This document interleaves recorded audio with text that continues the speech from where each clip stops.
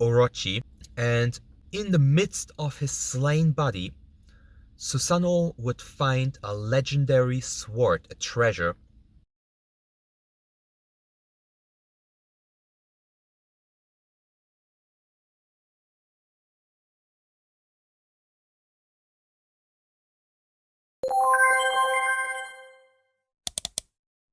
I want to talk about Orochi. So, the way Orochi went down was, I think, way too easy. I think I think there's still more plot to get out of him. He's a nasty character and probably way more nasty than Kaido.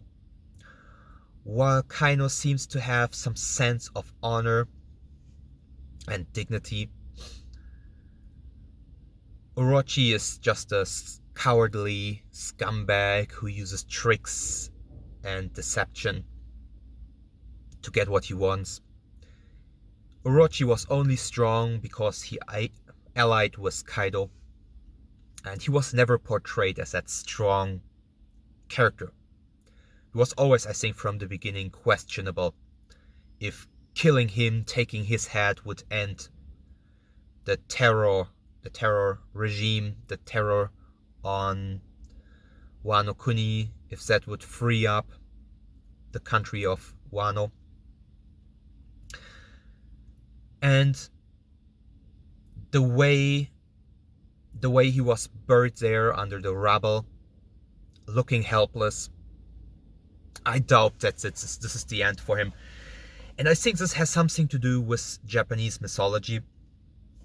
And for this, you need to know the story of the god Susano, who is one of the 3 children of the founding deities of Japan. So the 2 founder gods in Japan, Izanagi and Izanami, male and female, had 3 children, and their children are the female goddess, the sun goddess, Amaterasu, the moon god, Tsukuyomi, and I think he's sometimes represented as a storm god or warrior god, Susano-O. And very interesting for maybe some of you who watch Naruto, these are also the names of the three powers of the Uchiha, of the Mangekyo Sharingan used by Sasuke and Itachi. His Amaterasu being the black burning flame, his Tsukuyomi or Tsukiyomi being a Genjutsu, a dreamlike ability which traps others, and his Susano being a giant ghostly armor warrior that surrounded Sasuke. But back to the story of Susano.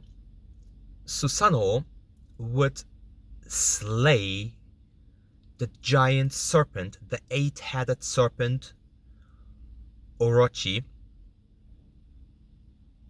And in the midst of his slain body, Susano would find a legendary sword, a treasure, which supposedly still is carried on in the family of the Japanese emperors. So whenever in Japan there's a new emperor steps up and the old one steps down or dies, the new emperor inherits 3 treasures. I think they were a sword, a mirror, and a magatama, which is looks like a comma, like a jewel.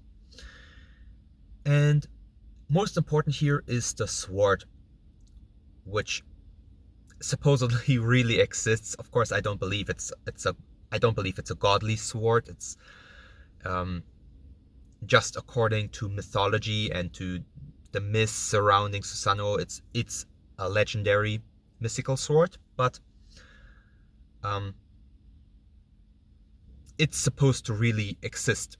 Doesn't mean it's a mythical sword. It's just a supposedly a real existing one.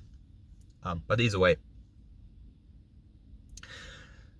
according to legend, this sword is found in the middle, in the slain body of Orochi. And the way Orochi looks and the way Onigashima looks, this reminds me of a portrayal of Orochi, of the eight-headed serpent, in a video game. And I think it was a video game from possibly 2002. The game's name is Okami. And in the game Okami, you play the role of a wolf, a white wolf, which is a god. So in Japanese, the word for wolf is okami, and the word for god is kami. And there's sometimes the honorific, the polite O at the beginning, saying okami. So okami and okami, so one meaning wolf and one meaning god or gods, is a play on the fact that in that game you play as a white wolf who is a god. And the first major antagonist in the game is Orochi, a giant eight-headed serpent. And in that game also you find a weapon which you can use in the further course of the game, which is a pretty good weapon. And that depiction of Orochi, maybe it is what stuck with me and why I felt kind of familiar with that story. And the moment I saw Orochi in One Piece having that eight-headed serpent devil fruit, and also his name being Orochi, I had the feeling that Oda, the mangaka, is gonna play heavily towards there being more importance to him, and there being probably importance around a sword. And I predict that is either due to one of the characters we already know, possibly Zoro, possibly Momonosuke, using a sword which we already know, which is already in existence, to slay Orochi, in consequence giving significance to that sword, or finding a completely new legendary sword in the middle of his body. So that brings necessity to the necessity to make Orochi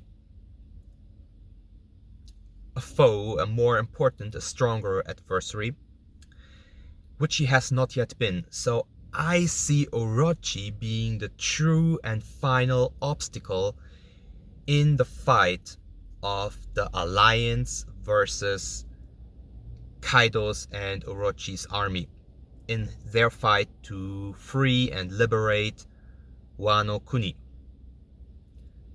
And I think we haven't seen everything out of the devil fruit, especially considering it was hinted in Orochi's flashback that devil fruit of his is a very special one. And I want to know, and I think we will know, we will get to see why that is the case, why his devil fruit is a special one, and why it was given to Orochi.